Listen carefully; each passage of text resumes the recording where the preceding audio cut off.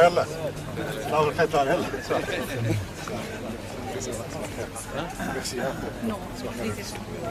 لاباس بخير صباح الخير لاباس بخير صباح الخير صباح الخير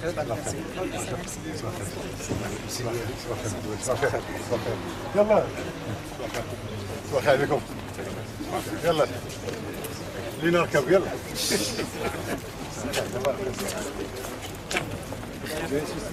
parce que ça tient à cœur cet événement. Et en plus, كل شيء تلاميذ في l'université.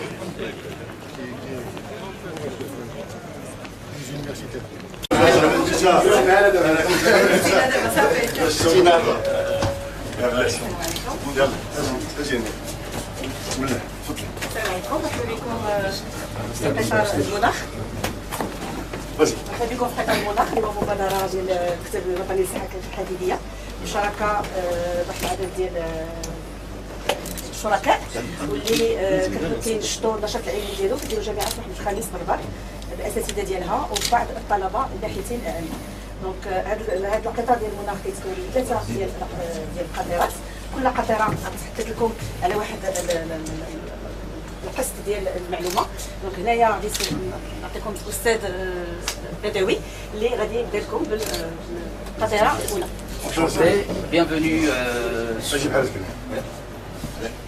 Bienvenue sur la planète Terre.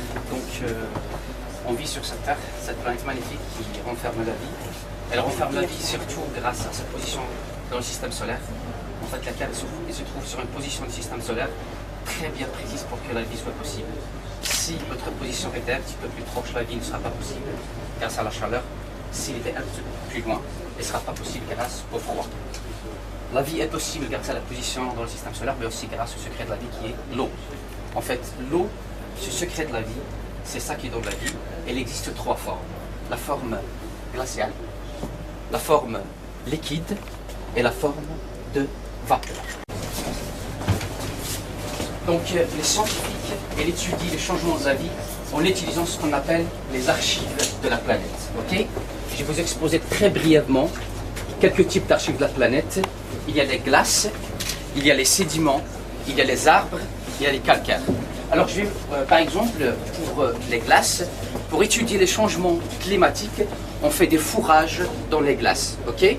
Pour récupérer la glace qui est tombée, ça fait très très longtemps. On peut arriver jusqu'à 800 000 années. Et on sait que la glace, il contient des bulles d'eau. Et en analysant ces bulles d'eau, on peut analyser le climat qui régnait à telle époque. Et on peut la comparer avec l'époque suivante. Et avec cette méthodologie, on peut aller jusqu'à 800 000 années. C'est-à-dire on peut connaître, c'est avant même que l'homme soit sur Terre. On peut connaître comment elle était le climat. La même méthodologie, on peut l'utiliser pas sur la glace parce que la glace se trouve au pôle Nord et au pôle Sud. On sait que le Maroc, il n'y a pas de pôle Nord, il n'y a pas de glace. Mais on peut utiliser par exemple les sédiments. C'est-à-dire on peut faire des fourrages dans la mer, dans les océans. On peut récupérer ces échantillons et en analysant ces échantillons, on peut comprendre comment était le climat. Ça fait même des millions d'années. Donc ce sont des méthodes très puissantes pour comprendre ce qui s'est passé. Ça fait beaucoup de temps après. C'est-à-dire si on veut comprendre l'âge de cet arbre, on compte combien de cernes on a. Par exemple sur cette arbre il y a 45, donc cet arbre est là 45 ans. Okay? Mais si on voit bien ce qui nous intéresse ici, c'est qu'il y a des cernes plus épais et des cernes plus étroits. Ok? Les cernes plus épais, c'est parce que l'arbre il a commencé beaucoup d'eau. Et qu'est-ce que ça veut dire? Parce qu'il y avait beaucoup de pluviométrie cette année-là. Et si les cernes sont étroits, c'est parce que l'arbre n'a pas consommé beaucoup d'eau, parce qu'il y avait de la sécheresse. Donc si je suppose que cet arbre était de la ville de Oujda, juste en utilisant ça, je peux savoir les 45 années comment était le climat. Ok? Ça c'est une autre chose. Voilà. Les changements climatiques sont naturels, c'est-à-dire toujours on a du chaud et du froid. Parce que la Terre elle tourne autour du Soleil et les gens qui sont proches du Soleil, ils ont l'été et c'est chaud. Et ceux qui sont à l'autre extrémité, c'est le froid. Et quand il fait le tour, c'est le contraire. C'est-à-dire les changements climatiques, et c'est toujours produit, et il continue à se produire.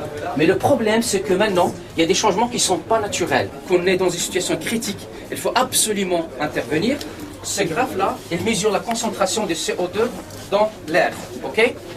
Depuis 800 000 années en avant, c'est-à-dire on revient en arrière 800 000 années, comme je vous ai dit, en faisant des fourrages, on peut savoir le climat qui régnait, ça fait 800 000 années, jusqu'à maintenant, jusqu'à l'instant. Ok?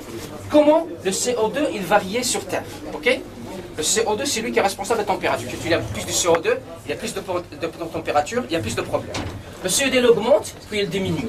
Il augmente, il diminue. Il augmente, il diminue. Depuis 800, il augmente, il diminue, il augmente, il diminue. Mais regardez ici, quand on est arrivé ici, à l'ère où on est ici, l'homme, il augmente. On s'attendait qu'il diminue, mais il ne diminue pas. Surtout à partir de 1850, ce qui correspond à l'ère de l'industrialisation.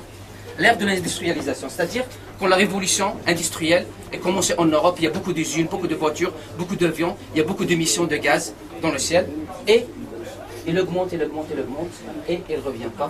Et c'est ça qui cause tous les problèmes. Et on est en situation critique et on va absolument intervenir. C'est pour ça l'organisation de la COP et de tous ces événements. Professeur Leila Mdaoui, Université Mohamed V de Rabat. Donc, bienvenue à bord de la voiture numéro 2. Vous avez pu voir au bord de la voiture numéro 1 l'histoire du climat. Au bord de cette voiture-là, on va s'intéresser au changement climatique, et au climat présent et au climat dans le futur. Tout en tenant compte, en mettant ça en relation avec la concentration du CO2 dans l'atmosphère, qui est donc ce gaz-là qui est le principal gaz donc, à effet de serre. Donc là, ce que je vais vous présenter, c'est une étude qui a été réalisée par la NASA durant l'année 2006. Et donc, ils ont mesuré l'émission du carbone au niveau donc, de l'atmosphère durant toute l'année, au jour le jour. Donc, comme vous voyez là, c'est une échelle qui représente la concentration donc, du gaz carbonique dans l'atmosphère. Et là, la concentration la plus élevée est représentée par la nuance rouge à pourpre. Donc là, on est au -5, donc vous regardez déjà ce qui se passe réellement. Donc on voit notre état actuel, donc on se situe, donc les mesures réelles donc, qui ont été réalisées depuis l'année, donc avant l'année 2000 jusqu'à l'année 2014, si vous remarquez, on se situe déjà dans le scénario qui est donc de laisser faire et qui est pessimiste. D'où il est le moment et la nécessité au niveau de cette COP22 de prendre donc action, donc d'agir et non pas seulement donc de réfléchir. Donc c'est une COP d'action et non pas de réflexion. Maintenant vous allez voir les impacts, vous avez vu les scénarios proposés, donc vous avez deux scénarios, un extrême, laisser faire sobre. Donc ces changements climatiques vont avoir un impact direct sur, c'est pas quelque chose d'actuel, dans l'actualité, donc ça date depuis longtemps. Donc ici on voit le recul par exemple du glacier dans les Alpes du Rhône, de Suisse. On constate par exemple, d'après les scénarios qui ont été faits, un recul important du glacier sur les Alpes. Voilà, ça c'est les glaces maintenant, il n'y a plus de glace, donc les glaces qu'on trouve en 2020, il reste un tout petit peu sur les montagnes des Alpes, etc. Et la même chose qu'on remarque par exemple au Maroc. Le Maroc aussi, la période de neige maintenant est devenue un mois, même pas un mois. Donc avant, la neige peut passer sur les montagnes jusqu'à 3-4 mois. Maintenant, la neige ne dure pas plus qu'un mois. D'autres espèces animales, par exemple, apparition des méduses. Actuellement, on assiste à, par exemple, des méduses sur la Méditerranée à cause de la pollution, à cause de l'augmentation de CO2 de la région. Donc ces impacts, c'est dans le monde, mais le Maroc aussi, on va voir quelque chose. Donc pour le Maroc, les études qui ont été faites par l'ADMN, la Direction nationale de la météorologie de Casablanca, a montré que En 2050, on va voir une augmentation, si on adopte le scénario laissé faire, donc une augmentation de la température dans certaines régions continentales, par exemple de 2,3 degrés. Dans les régions littorales, une augmentation de 1,7. Mais le problème pour les régions littorales, on va voir aussi l'augmentation du niveau de mer. Donc certaines régions vont être submergées d'eau, etc. La même chose pour le nombre de jours de canicule. Donc on connaîtra une augmentation du nombre de jours de canicule. Par exemple, dans votre région, c'est de 7 jours. Ici, c'est de 9 jours, 5 jours, etc. Donc ça, c'est qui ont été faites à partir des modèles mathématiques, etc. Un impact aussi des changements climatiques sur l'agriculture, la phénologie des plantes va changer, et surtout les céréalicultures. Donc au lieu de prendre par exemple tout ce qui est développement, etc., va changer. Un impact sur l'eau, et ça c'est le problème majeur. Donc, quel que soit le scénario, on connaîtra dans le temps une pénurie d'eau. Par exemple, ici c'est le scénario pessimiste, c'est le scénario que vous avez vu en rouge, laissez faire. Donc si on ne fait rien, et on le laisse faire, donc on va voir, donc en 2060, la dotation en mètres cubes par habitant par an, c'était de 2560. Actuellement, en 2000, a baissé jusqu'à 775. En 2020, ça va baisser encore jusqu'à 569 mètres cubes par habitant. Mais il y a le scénario optimiste, c'est-à-dire le scénario sobre, on va voir aussi une chute de la pénurie d'eau. Donc la dotation va chuter, en 2000 c'était de 775 et en 2020 575, 2080 ce sera de 342. Donc dans les deux cas on va voir, le Maroc connaîtra une pénurie d'eau, donc il faut faire une très bonne gestion d'eau. D'autres écosystèmes vont être impactés aussi par ces changements climatiques. Par exemple les zones humides, un dessèchement des zones humides, la forêt aussi. Par exemple, vous savez très bien, par exemple, la forêt de cèdre. La forêt de cèdre se trouve, c'est la forêt qui monte le plus haut en altitude, entre 1600 jusqu'à 2400. Donc si la température augmente, elle vit dans des conditions thermiques de 4 degrés. Mais si la température augmente, le cèdre va chercher un autre environnement pour qu'il s'installe. Donc s'il trouve de l'espace, donc il va monter en altitude pour remplacer ce qu'on appelle les xérophytépides de ce haute montagne. S'il n'y a pas d'espace, donc il finira par disparaître complètement. Donc on va avoir un décalage des espèces parce que les plantes sont hypersensibles à la température que l'être humain. Donc on ne peut pas planter par exemple le cèdre d'Atlas dans la région désertique et donc on ne peut pas planter, donc ils sont hypersensibles. Il y a même des personnes qui parlent que l'arganisme va remplacer le manoura, va monter en latitude, donc un décalage en latitude et en altitude. Ici ce sont des études de simulation qui étaient faites à la faculté de Rabat par des géologues sur la région de Saïdia. Par exemple, si on adopte le scénario laissé faire, en 2050, on va avoir une augmentation de 2 mètres de niveau de mer, donc une bonne partie de Saïdia qui sera inondée. Et en 2100, le niveau de mer va monter de 7 mètres et même la ville de Saïdia sera inondée aussi, donc submergée. C'est pas un tsunami, mais ça restera quand même des prévisions. C'est des prévisions, etc. Les premières voitures. Et donc là, on va voir un peu ce qu'on peut faire, ce que le Maroc fait déjà et ce qu'on peut faire à travers donc différentes actions au niveau de plusieurs secteurs. Alors le plus responsable de tout ça, comme mes collègues l'ont très bien expliqué, c'est le CO2. C'est donc ce gaz qui est émis, qui est à effet de serre et qui nous cause beaucoup de soucis. Alors là, il y a une vidéo juste pour schématiser, pour illustrer ou faire une sorte de simulation donc, de ce CO2. À quoi il ressemble, c'est un gaz que l'on ne voit pas à l'œil nu, sachant qu'il est là avec nous, donc il est autour dans l'air. Alors c'est sous cette forme-là. Mais si on voit ce qui nous intéresse, la quantité de ce gaz qui est produite annuellement, c'est de l'ordre de 107 tonnes, millions de tonnes par jour qui est produite. Et c'est l'équivalent d'une grande montagne qui est énorme. Et c'est là, donc c'est le bâtiment des Nations Unies, qui est un grand bâtiment qui peut être rempli en une demi-seconde. Ce qui est quelque chose de catastrophique, d'énorme, de grand, de très alarmant si ça continue. Et c'est ça, donc ça rejoint la courbe que vous avez vue avant. Donc d'ici 4 ans, si vous voulez, d'ici 2020, donc l'élévation de cette courbe. Alors on va voir un peu cette élévation, elle est due à quoi? Et c'est une réflexion. C'est une réflexion en fait selon les secteurs, selon les pays déjà. Donc on est c'est le monde, c'est surtout là, on va démarrer par là. Et donc les pays qui sont les plus producteurs, donc on a des pays qui sont producteurs et on a des pays qui sont consommateurs. Donc les producteurs, c'est les pays, vous connaissez tous, hein, c'est la Chine, donc ils produisent les plus, donc c'est là où il y a l'industrie. Et c'est pour ça qu'on a donc la Chine qui est le pays le plus donc producteur, donc qui émet en fait de CO2 le plus. Donc vu les usines et tout ça donc qu'il y a dans la Chine. Sachant que beaucoup de gens, quand on pose la question au public, ils croient que c'est les États-Unis. Donc les États-Unis, c'est un pays qui est consommateur. Et donc il vient après la Chine. Par contre, si on compare par habitant, donc chaque habitant combien il produit, on va trouver qu'un Américain, il produit plus qu'un Chinois. Parce que vous savez très bien donc, le mode de vie des Américains, avec toute cette aisance, donc l'utilisation donc, des énergies, le chauffage, et donc les voitures et tout, par rapport aux Chinois qui, eux, ils utilisent des moyens qui consomment moins d'énergie. Voilà. Alors si on compare maintenant les émissions cumulées, c'est-à-dire que ce CO2 qui est produit, en fait, il ne disparaît pas, il est là, il reste. Donc si on compare selon l'histoire, selon donc, le début de l'industrialisation, donc on a un cumul. Et on a les Américains qui viennent en tête, donc en comparaison avec l'Europe, la Chine, et ça, sachant que, donc vous avez ici, donc la Chine qui a rejoint, donc qui a donc l'augmentation un peu brutale, si vous voulez, à partir donc des années 2000 où on a l'industrialisation qui a augmenté, et sachant qu'au début c'était les Européens et donc les Américains qui étaient en tête de liste.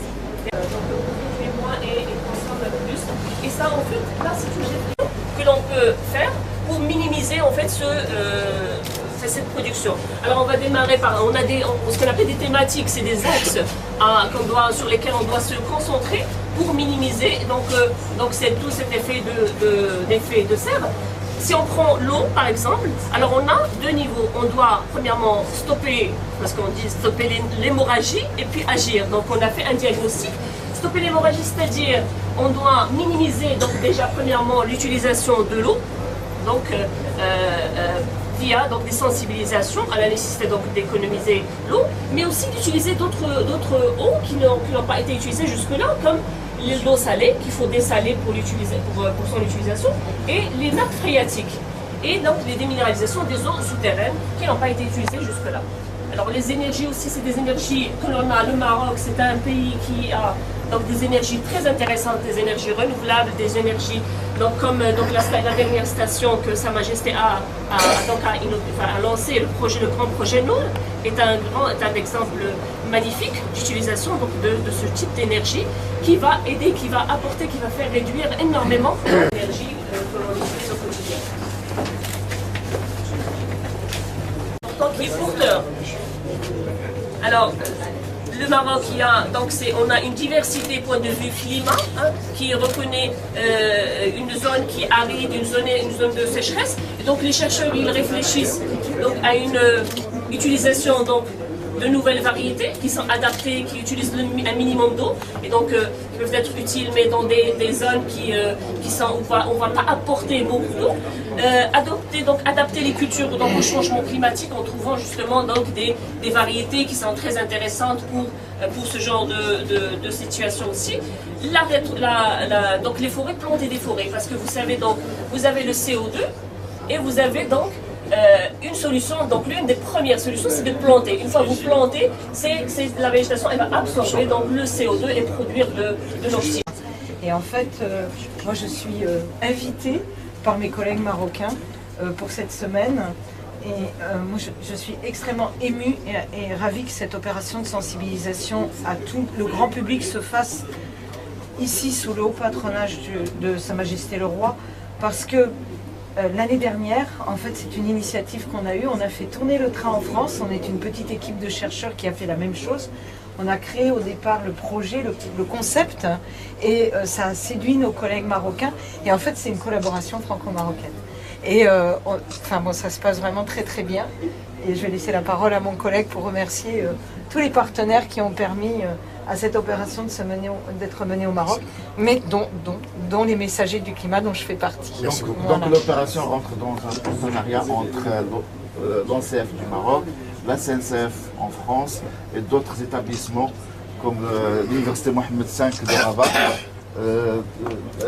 la direction de la météorologie nationale de Casablanca, les messagers du climat français. français, l'RD et le CNRS de France. Et à cette occasion, sincèrement, nous saluons les efforts déployés chaleureusement les efforts déployés par nos amis de l'ONCF.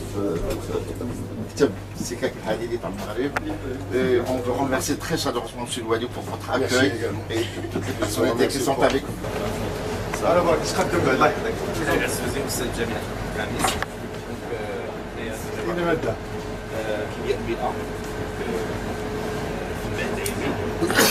تابع لجامعة التدريس وتهضر واحد الجامعات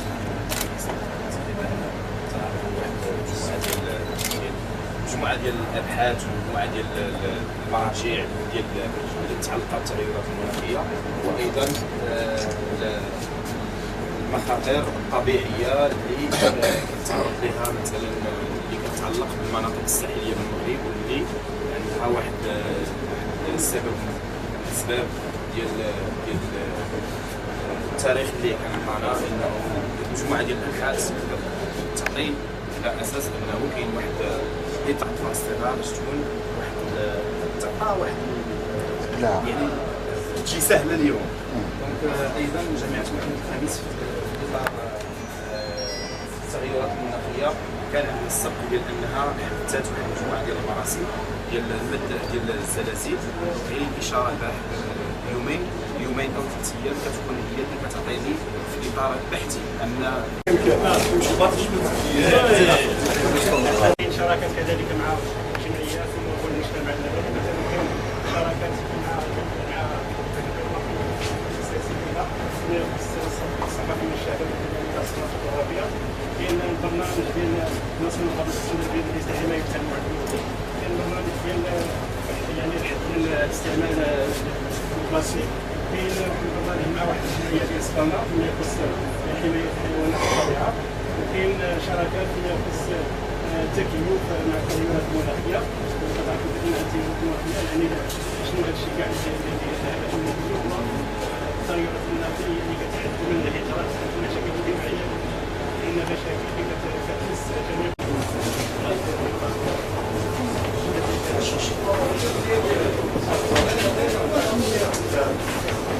هاي بمجهود اخوان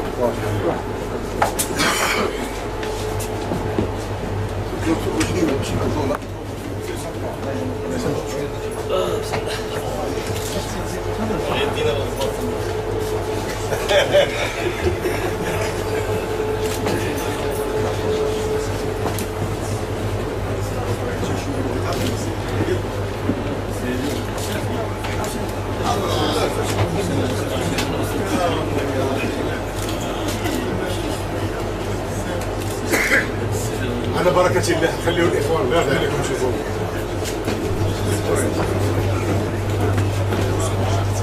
على بركة الله يلا. Monsieur le Wali de la région de l'Oriental, Monsieur le Président de l'Université de Ier, aimable assistance. J'ai l'honneur de vous présenter ma communication qui sera axée sur un outil qui est nouveau, qui est utilisé comme moyen efficace pour l'adaptation au changement climatique. Pourquoi j'ai choisi la GISC, qui est la gestion intégrée des eaux côtières? Parce que la région de l'Oriental a bénéficié d'un grand projet basé sur cette approche qui est financée par la Banque mondiale. Et pourquoi exactement ils ont choisi la région de l'Oriental? Pour plusieurs raisons. La bonne gouvernance, la bonne planification au niveau local, régional, la présence d'experts en la matière à l'université Mohamed Ier, la diversité biologique de ces écosystèmes, de nombreux sites d'intérêt écologique et bioécologique et biologique au niveau de la région, et aussi la présence de plusieurs zones qui sont vulnérables au changement climatique. Qu'est-ce que la GISC? Qu'est-ce qui est géré? Qu'est-ce qui est intégré? Comment s'obtient l'intégration de la gestion? La GISC, comme vous le savez, c'est un mécanisme qui rassemble les usagers, les acteurs et décideurs multiples de la zone côtière pour garantir une bonne gestion, une gestion efficace de la zone côtière, et tout en favorisant une mise en valeur économique et l'équité intra- et intergénération. avec l'application bien sûr des principes de développement durable. L'adaptation vise en effet à atténuer les effets néfastes du changement climatique. La GISC et l'adaptation au changement climatique partagent en effet la même finalité d'atteindre un développement durable. Si l'adaptation s'impose aujourd'hui comme un impératif, la question reste posée de savoir à quoi s'adapter. La méconnaissance des impacts précis des changements climatiques aux échelles nationales et locales incite alors de recentrer les stratégies, les planifications, d'adaptation sur les enjeux fondamentaux de la mise en valeur, de la mise en œuvre du développement durable. Donc la GISC comme outil face au changement climatique. Le protocole GISC que le Maroc a signé et ratifié, je vous informe que le Maroc a établi une stratégie de gestion intégrée des eaux côtières. Il a même promulgué une loi sur le littoral. Ce protocole témoigne de l'inquiétude des États méditerranéens quant aux risques qui pèsent sur les eaux côtières du fait du changement climatique et relève la nécessité d'adopter des mesures pour réduire les effets négatifs des phénomènes naturels. Donc, je vais citer brièvement quelques impacts des changements climatiques au niveau régional. Le déplacement des collectivités touchées par des inondations, en particulier celles à ressources limitées, la désorganisation des systèmes d'assainissement, le drainage des eaux de pluie, d'évacuation des eaux usées, aurait également des répercussions sur la santé. Des écosystèmes fragiles, précieux et variés seront gravement menacés. L'accélération de l'érosion des plages et des falaises et surtout l'accentuation de la salinisation des aquifères. Parmi les conséquences, il y a les événements extrêmes. Donc, les catégories d'événements extrêmes les plus importantes sont les extrêmes de la température, l'élévation de la température, la sécheresse, les incendies des forêts, les fortes précipitations, les crues, les glissements de terrain, les avalanches et les tempêtes d'hiver. Donc ils peuvent causer des dégâts très importants. Donc parmi les événements extrêmes, je commence par les crues. Un cru, qu'est-ce qu'une crue? C'est un débit d'un cours d'eau qui dépasse nettement la moyenne. Exemple d'inondation qu'a connu la ville de Saïdia il y a quelques années, c'est la photo à droite. Parmi les conséquences, il y a aussi le recul de la côte méditerranéenne du Maroc, estimé à 1 à 2 mètres par an depuis une vingtaine d'années. Exemple de recul de la côte méditerranéenne. Donc, vous voyez la différence entre 2001 et 2005. L'accélération du recul des lits d'eau que connaît la lagune de Marchika dans une situation particulière. Vous voyez le lit d'eau de Nador qui est très étroit, surtout à la région, au niveau de la région nord-ouest. C'est parmi les conséquences des changements climatiques. Donc la GISC comme outil d'adaptation au changement climatique. Donc remarquons tout d'abord que cette approche et l'adaptation au changement climatique sont unies par l'objectif général du développement durable, durabilité des activités humaines, des écosystèmes. L'adaptation vise à atténuer les effets néfastes du changement climatique, ce qui peut permettre d'assurer sa durabilité. Donc, brièvement, présentation du projet qu'a bénéficié la région de l'Oriental. C'est un grand projet d'une enveloppe budgétaire de 1 million de dollars. La banque a choisi, comme je vous l'ai dit tout à l'heure, la région de l'Oriental pour plusieurs raisons. Donc, la bonne gouvernance locale, régionale, l'expérience de l'université en matière de la GISC, la présence de la diversité, une diversité biologique qui est très importante. C'est un projet qui a mis en œuvre plusieurs actions de lutte contre les changements climatiques, des actions d'adaptation et d'atténuation. Je vais citer brièvement quelques actions qui ont été mises en œuvre au niveau de la région de l'Oriental. L'amélioration de la gestion des pêches, développement de l'écotourisme, études écologiques du site d'intérêt biologique écologique de l'embouchure de la Lumière, études d'aménagement de la plage du site, de l'embouchure de la Lumière, les travaux d'aménagement des allées au niveau du site, de l'embouchure, restauration du cordon dunaire, installation d'une ferme de conchiliculture, installation d'un récif artificiel au niveau de la commune de Boudjina, installation d'une ferme d'élevage d'agriculture, mise en place de quelques activités génératrices de revenus, entre autres d'activités d'apiculture, etc. Plantation d'arbres fruitiers, oliviers, caroliers.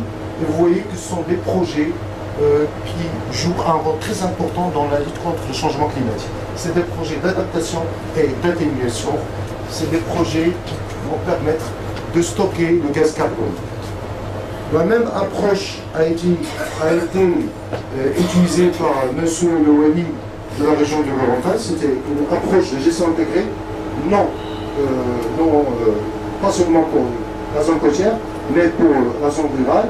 C'est une approche basée sur une coordination intégrée, une coordination institutionnelle, qui est le pilier de la gestion intégrée, qui a permis une réconciliation des administrations sectorielles dans une logique d'intégration.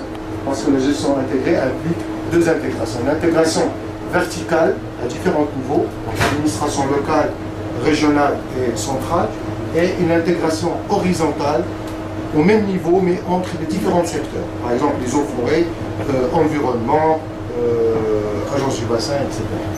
L'application de cette approche a permis de mettre en œuvre plusieurs projets au niveau local et régional.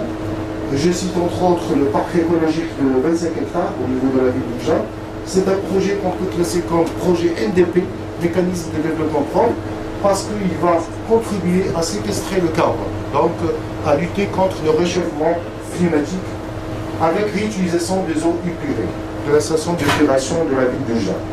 Un autre projet aussi d'une importance considérable, réalisé par M. Louali, l'aménagement de Oued Nachif. C'est un projet qu'on peut classer aussi comme un projet NDP qui va participer à la lutte contre le réchauffement climatique au niveau local. Un autre projet, valorisation des déchets en énergie électrique, de la décharge contrôlée de la ville de Boudjana par la production de biogaz. Donc, séquestration des gaz à effet de serre qui joue un rôle très important dans le changement climatique. Un autre projet innovant au niveau de la région, c'est la centrale thermosolaire de Rennes. Et je vous remercie.